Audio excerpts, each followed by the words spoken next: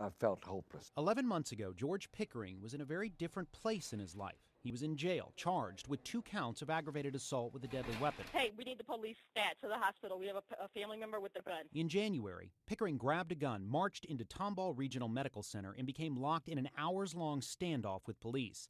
Staff at the hospital told police Pickering threatened them with that gun. He's pointing the gun like that.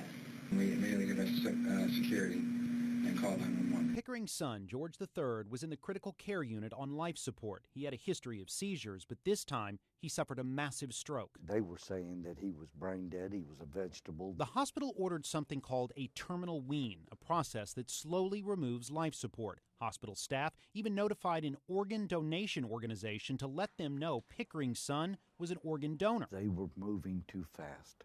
The hospital, the nurses, the doctors. Pickering admits he was extremely drunk and belligerent that night, but he says he was certain there was still life left in his son and no one would listen.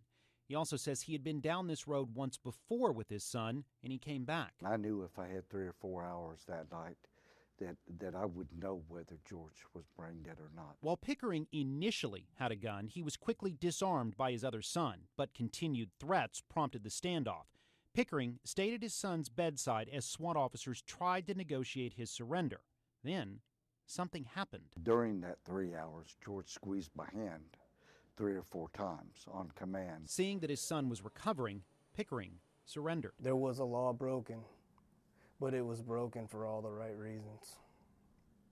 I'm here now because of it. This is George Pickering III, the man family members say they were told would not recover from his stroke and coma. It's the duty of a parent to protect your children, and that's all he did. Pickering says he and his dad share an unbreakable bond. They run a small electrical engineering business and even built their home together. Everything good that made me a man is because of that man sitting next to me. As for the criminal charges against Pickering, one was dismissed, the other lessened. He was given credit for the time he served in jail and was released this month.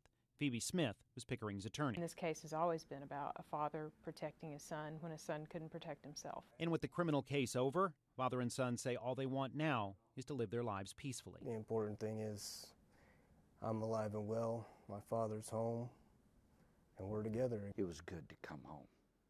There's no place like home.